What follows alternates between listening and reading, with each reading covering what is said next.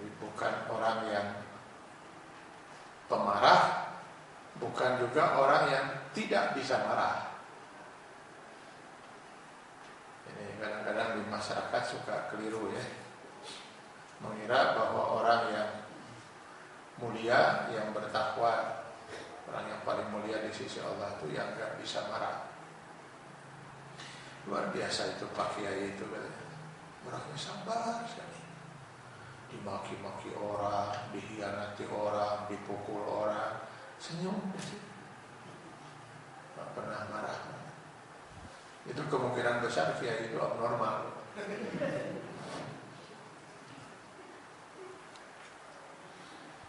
Itu dulu para penjajah mungkin ya, yang menginginkan supaya kiai-kiai itu jangan sampai membawa santrinya itu melawan penjajah, maka ditanamkanlah seperti itu. Oh, kiai itu nggak boleh marah, sehingga jangan berontak. Itu satu kemungkinan. Dan kemungkinan kedua, mereka sudah terpengaruh oleh ajaran keyakinan mereka. Karena dalam ajaran keyakinan mereka, kata Tuhan, anak Tuhannya, bila Anda ditempelin pipi kiri, berikanlah pipi kanan. Berarti memang tidak boleh marah. Ditempelin pipi kiri, berikan pipi kanan. Nah, ini yang semakin membuat ajaran ini memang ajaran yang tidak mungkin bisa dilaksanakan oleh manusia. Silakan aja hadirkan kepada saya salah seorang tokoh dari pengikut ajaran ini. Sekarang tampilin pipi kiri. Berarti kan dia harus menyerahkan pipi kanan. Tampilin pipi kanan. Kiri, kiri kanan, kiri kanan. Mati Pak, ditempelin orang. Dan siapa yang bisa melaksanakan ajaran itu? Dalam Islam, kalau seorang menempelin pipi kiri seseorang, maka orang yang ditempelin itu berhak menuntut kisos, agar yang menempelin itu ditempelin juga pipi kirinya. Kisos.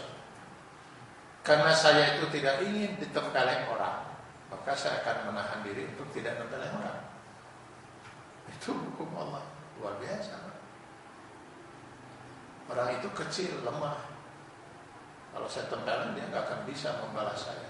Iya, tapi dia bisa mengadu kepada hakim. Dan yang nempelin saya nanti bukan dia, Algojo. Karena saya juga tidak mau dia tempelin nanti oleh Algojo, dengan keputusan pengadilan, maka walaupun orang itu lemah, saya nggak akan berani menempelin dia. Luar biasa hukum Allah, hukum kisos. Ya. Sehingga membuat orang mungkin berpikir sekian kali untuk berani menzalimi orang. Kenapa? Ada hukum. Makanya ketika Umar bin Khattab mengangkat gubernur Mesir Amr bin As, dan konon ada peristiwa putra Amr bin As ini berlomba kuda dengan seorang rakyat biasa gitu. Kalah itu lomba kuda. Ceritanya mungkin dipukul kata si orang rakyat biasa ini. Suatu ketika dia datang pergi ke Madinah, ngadu pada Khalifah Amirul Mukminin Umar bin Khattab, panggil gubernur Amr bin As. Pada Umar bin Khattab waktu itu jadi Khalifah, berikut anaknya. Benarkah terjadi seperti itu? Ya. Di mana kamu ditempelin? Pipi kanan saya. Tempelin lagi dia. Anak gubernur, kaplok seorang rakyat jelata ini. Itu hukum Islam. Gak peduli mau anak gubernur, mau anak siapa dia harus dikisos. Setelah itu dimaki-maki lagi oleh umat. Sejak kapan kamu membeda-bedakan manusia? Semua manusia dilahirkan dari satu keturunan yang sama, Adam. Itu hukum Islam. Jadi jangan pernah mentang-mentang lagi berkuasa, mentang-mentang kuat, lalu bisa berbuat zalim pada orang yang lemah. Tidak, ada hukum. Dan hukum harus ditegakkan. Itu yang membuat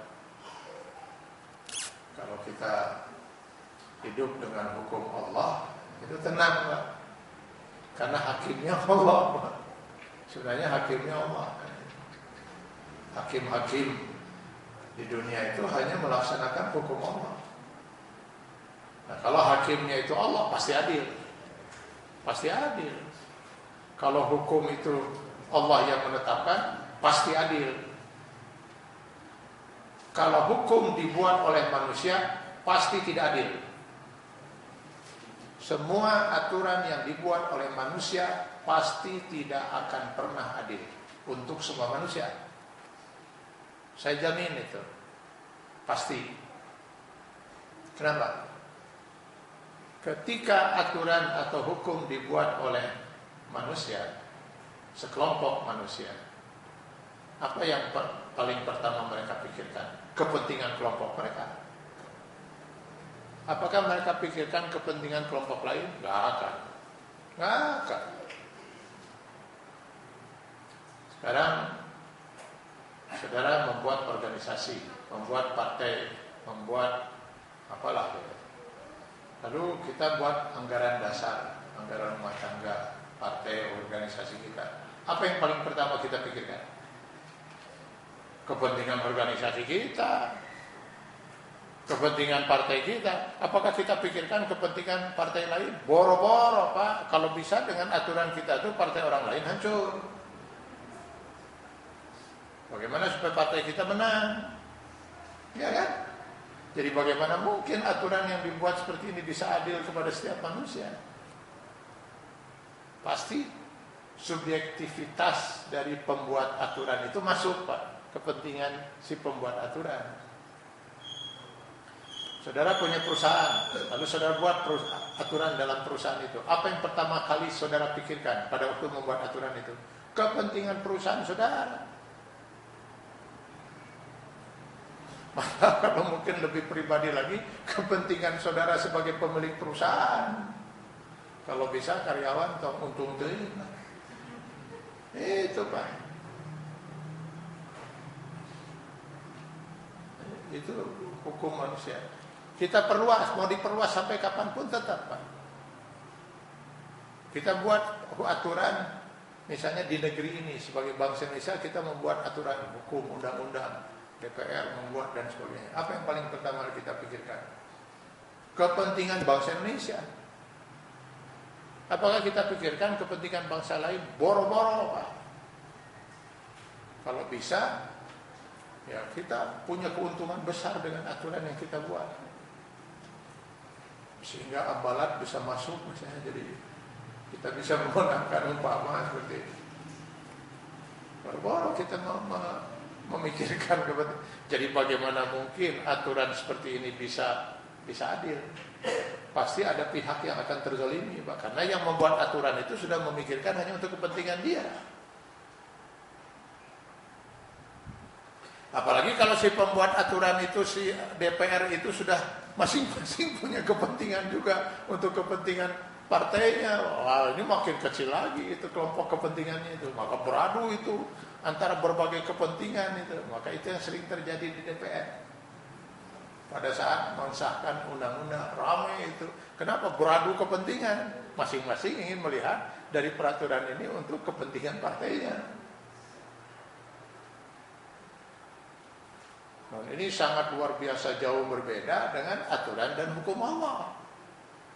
Kenapa? Ketika Allah membuat hukum, membuat aturan, adakah di situ Allah punya kepentingan? Tidak ada.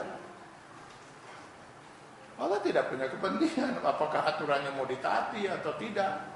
mau diimani atau dikufuri, terserah. Nah, aturan yang dibuat oleh Allah yang tidak punya kepentingan, itu yang pasti adil. Pasti adil untuk semua manusia. Karena kenapa? Yang membuat aturan itu Allah yang tidak punya kepentingan.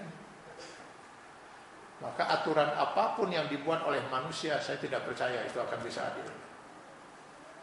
Tidak pernah percaya. Mau seadil-adil apapun si hakim tidak akan pernah adil. Tidak akan pernah adil.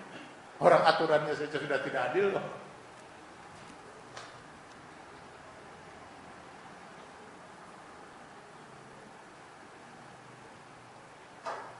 Baik, kita lanjutkan. Nah, kalau dilanjutkan yang itu nanti tambah kehel.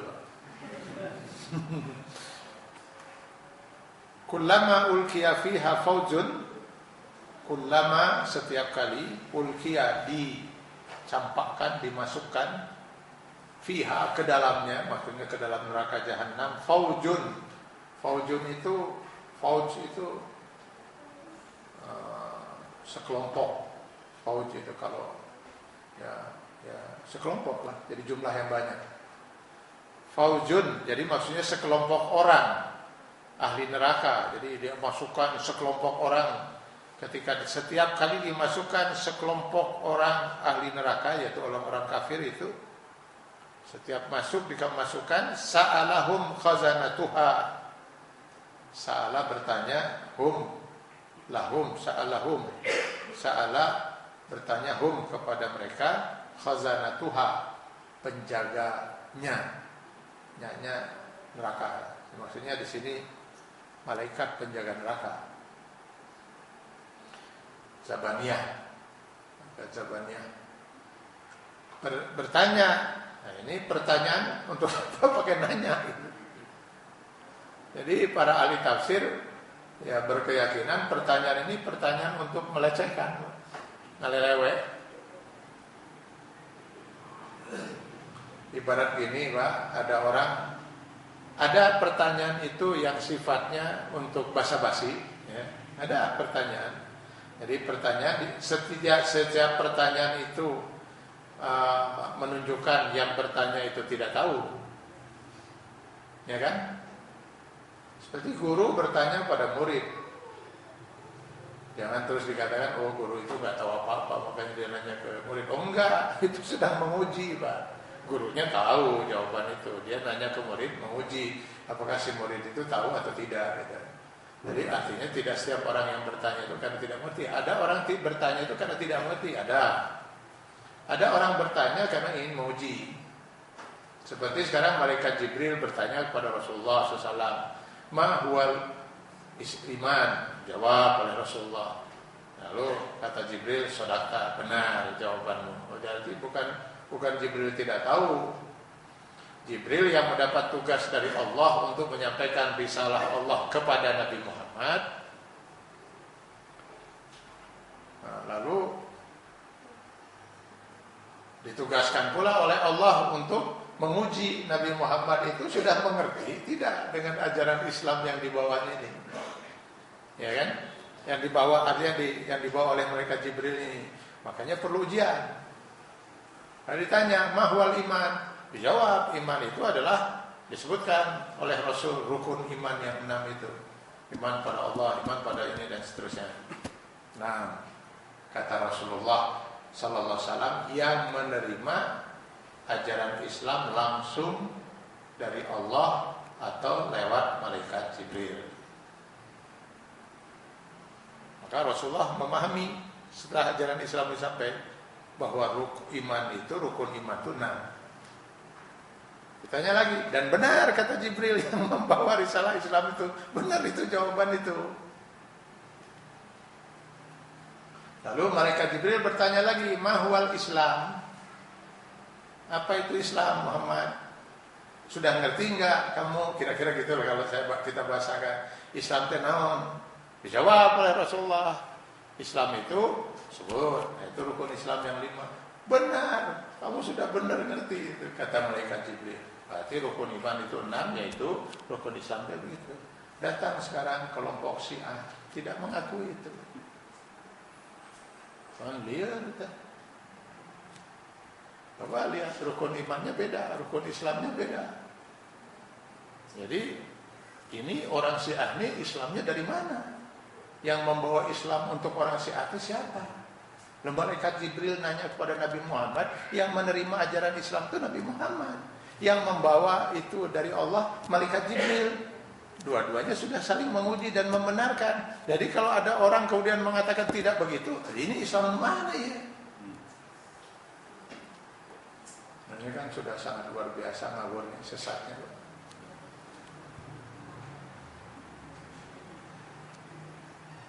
Nah, kenapa mereka bisa tidak seperti itu? Tidak mau mengimani hadis itu. Ya, memang semua hadis mereka tolak. Lalu mereka buat hadis palsu. 3 hadis gitu. Yang bukan hadis, dia mereka anggap hadis. Nah, itulah kesesatan. Nah, jadi ada bertanya karena sedang menguji, ada bertanya karena basa-basi.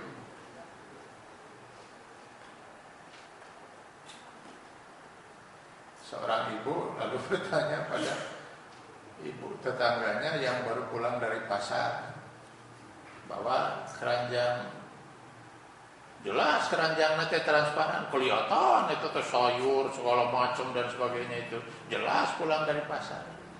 Lalu si ibu itu bertanya, pulang dari pasar bu?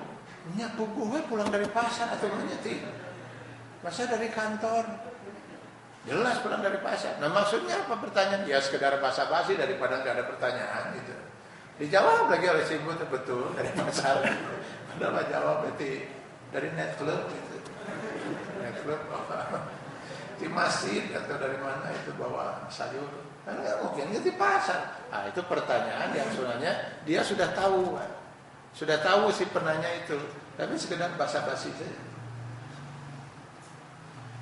Itu baru dicukur ya, nggak sepugu, karek dicukur pisan, keluar di kamar mandi, basuh pak, baru mandi, iya baru mandi atau hari itu senang basuh itu naon. Itu kan pertanyaan yang sekedar basa-basi. Ada pertanyaan juga untuk melecehkan. Jatuh orang itu pak, ketabrak sampai getihan. Sakit ya? Nyepugu deh, atuh sakit. Masa gak sakit? Lihat itu pertanyaan melecehkan itu. Sakit ya? Oh. Nanya itu guys, katabrak nabi kagetihan kos kieu mah nya teu sakit. Teuingan pertanyaan itu. Nah, itu melecehkan namanya. Nah, pertanyaan malaikat kepada si orang-orang kafir yang masuk neraka jahanam ini, bagian yang terakhir ini Pak, melecehkan. Melecehkan. Jadi kullama ulqiya fiha faujun, nah setiap kali dimasukkan ke dalam neraka jahanam itu sekelompok orang-orang kafir, jadi ternyata masuknya itu kalau kita lihat ayat ini tidak satu-satu saja Pak, tidak satu cemplungin ke dalam neraka, bisa juga dalam bentuk kelompok itu. Berapa kelompoknya kita nggak tahu, tapi faujun itu sudah menunjukkan kelompok Pak. Jadi jumlah yang bukan 1, 2 gitu. Loh masuk itu. Maka sa'alahum hum itu sudah jelas. Itu kata ganti untuk mereka. Huwa, huma, hum. Kalau 1, huwa, huma, 2. Lebih dari 2, 3 ke atas itu hum. Jadi bertanya kepada mereka malaikat itu, alam takum nazir, alam yaktikum nazir, bukankah telah datang kepada kalian nazir yang pemberi peringatan? Siapa yang maksud di sini? Para rasul, para nabi. Bukankah dulu sudah datang kepada kalian? Ini kan pertanyaan yang sebenarnya gak akan ditanyakan oleh malaikat. Kenapa?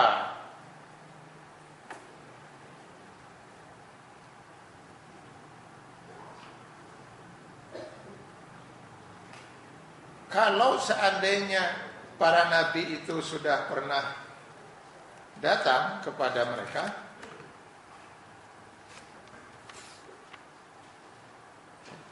saya cari ayatnya ya.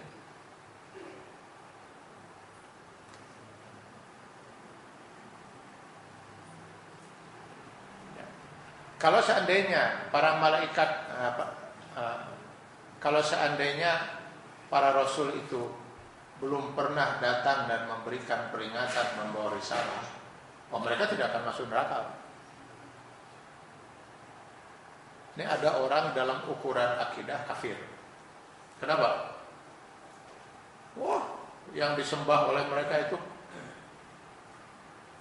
macam-macam. Ada yang nyembah batu, ada yang nyembah pohon, ada yang nyembah aneh lah yang mereka sembah itu. Apa saja mereka sembah itu. Yang satu nyembah pohon, yang satu menyembah batu, yang satu menyembah sungai. Kenapa mereka melakukan itu? Itu tindakan kafir bukan? Kafir, Pak. Jelas kafir itu. Karena yang harus disembah Allah. Ini mereka nyembah pohon, masa gak kafir? Tapi persoalannya, kenapa mereka lakukan itu? Ya mereka tidak tahu kalau harus menyembah Allah. Dari salah Islam belum sampai kepada mereka. Misalnya untuk orang-orang yang tinggal di pedalaman, yang belum pernah sampai berita Islam pada mereka, belum pernah. Jika akhirnya ya sudah, mereka sembah saja pohon atau batu. Kenapa? Karena kecenderungan untuk mengimani Allah ada dalam diri mereka. Maka mereka cari Tuhan itu mana. Yang ada dalam benak mereka ya batu itu yang dianggap Tuhan itu, ya mereka sembah. Karena keyakinan akan adanya Rob itu sudah ada secara fitrah. 7 ayat 172 ya, alastu birabbikum qalu bala syahidna. Setiap roh itu pernah bersyahadat tentang Allah sebagai Tuhan. Maka setiap manusia akan mencari Tuhannya itu. Nah, tanpa bimbingan agama tidak akan mungkin manusia bisa kembali pada fitrah iman Islam. Maka kekafiran mereka itu tidak jadi kafir, Pak. Karena Allah memaklumi kalau orang itu sesat lewat indera, hawa nafsu dan akalnya. Karena tidak mungkin dia bisa kembali pada fitrah tanpa bimbingan agama, risalah. Karena itu Allah menjamin ini diantaranya dalam Quran surat Al-Isra, surat ke-17 ayat 15. Wa ma kunna mu'azzibin hatta nab'asa rasulah. Kami tidak akan pernah menyiksa manusia sebelum kami utus kepada mereka rasul menyampaikan risalah. Jadi kalau untuk manusia yang seumur hidupnya sampai matinya gak pernah mendengar tentang agama Islam, masuk surga, Pak. Mereka gak bisa disebut kafir. Kan gini, Pak, munculnya istilah kafir dan mukmin itu setelah datangnya agama Islam. Rasul membawa ini kan, ini agama. Setelah datangnya agama risalah Allah Subhanahu wa taala, manusia terbagi dua. Ada yang percaya terhadap agama yang dibawa Rasul itu, ajaran yang dibawa Rasul, ada yang tidak. Lah yang percaya disebut mukmin, yang tidak percaya menolak, mendustakan, itu disebut kafir. Jadi kafir dan mukmin itu muncul setelah datangnya risalah. Baru muncul istilah kafir dan mukmin. Berarti sebelum datangnya risalah tidak ada istilah mukmin, enggak ada yang mau dipercaya. Apa yang dipercaya sampai dia bisa dikatakan mukmin? Tidak juga tidak ada istilah kafir, enggak ada yang dia tolak. Enggak ada yang dia kufuri. Karena risalahnya belum datang. Maka mereka sudah disebut mukmin tidak, disebut kafir tidak. Nah, kalau dia mukmin tidak, kafir tidak, sehingga disiksa, berhak disiksa, dirahmati oleh Allah di surga, berhak, ya kan itu. Maka kalau sudah pada diri seseorang itu mungkin dua sifat Allah kena, Allah menyiksanya atau Allah menyayanginya, mengasihi sayanginya, maka yang akan muncul sifat kasih sayang Allah. Mereka masuk surga. Persis seperti orang yang beriman. Ketika ditimbang, dosa dan ibadahnya seimbang, 50-50. 50 kilo dosa, 50 kilo ibadah. Kalau yang 60 kilo dosa, 40 kilo ibadah, jelas harus masuk neraka. Ya kan? Kalau yang 60 kilo ibadah 40 kilo dosa, jelas langsung masuk surga kan. Ini sekarang masanya 50 kilo dosa 50, sehingga dia berhak untuk dimasukkan ke dalam neraka, bahkan disiksa, berhak pula untuk masuk surga. Kan dengan kasih sayang Allah. Mana dua sifat ini akan muncul? Kasih sayang. Begitu luar biasa maha pemurahnya Allah. Maka mereka ini masuk surga. Jadi yang dimaksud orang kafir pasti masuk neraka, dijebloskan ke dalam neraka itu pasti orang-orang yang sudah pernah datang Rasul kepada mereka, sudah pernah datang agama itu sampai kepada mereka. Malaikat pasti tahu itu, Pak. Ini orang ini pernah datang Rasul kepada mereka. Jadi untuk apa sekarang malaikat bertanya, bukankah pernah datang Rasul kepada kalian? Iya pernah, jelas mereka tahu. Berarti ini pertanyaan pelecehan, Pak. Malaikat ingin membuat mereka itu lebih tersiksa lagi dengan pertanyaan itu. Ini melecehkan, sama dengan tadi. Sakit, sepupuh nyeri atau tabrakan orang kayak itu masa nanya sakit. Ini melecehkan, membuat orang semakin sakit hati dengan pertanyaan itu. Itu malaikat seperti itu. Malaikat pasti tahu bahwa yang masuk neraka itu pasti orang kafir. Yang dimaksud orang kafir itu adalah orang yang menolak setelah kebenaran itu datang.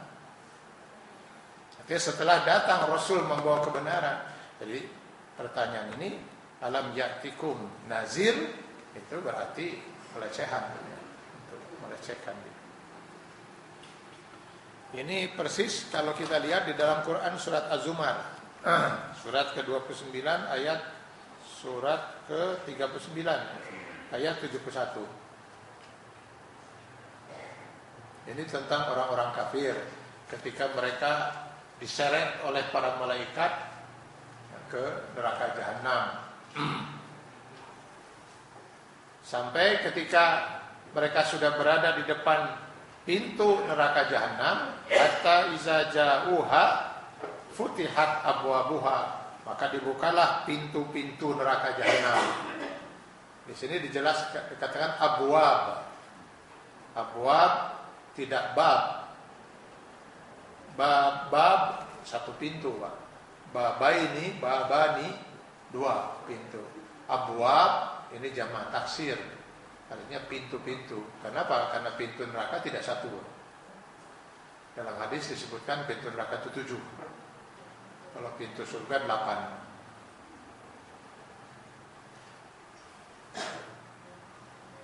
Cuma 7 pintu neraka ya. Pintu surga cuma 8. Padahal yang mau masuk surga berapa miliar. Dulu waktu kecil saya membayangkan, ternyata masuk surga juga repot. Berdesakan orang masuk surga berapa miliar, pintu cuma 7. Karena saya bayangkan pintunya seperti pintu kita ini. Setelah saya baca keterangan dalam hadis, masing-masing pintu surga itu lebarnya selebar bumi dan langit. Oh, masalah pantau itu. Pintu cuma 8, tapi satu pintunya itu selebar bumi dan langit. Selain pantau itu, maka sedang keluas. Hatta iza jauha futihat abwabuha wa qala lahum khazanatuha. Kembali di sini. Berkatalah malaikat penjaga neraka. Khazanatuha. Alam ya'tikum rusulun minkum yatluna 'alaikum ayati rabbikum wa yunzirunakum liqa'a yaumikum hadza. Bukankah sudah pernah datang rasul-rasul, para rasul kepada kalian?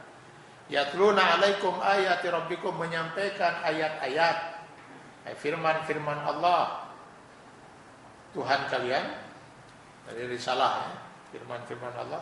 Wa yunzirunakum, dan sekaligus memberikan peringatan kepada kalian, liqa'a yaumikum hadza, tentang pertemuan kita hari ini, tentang semua ini, bahwa orang kafir itu akan masuk neraka dan sebagainya.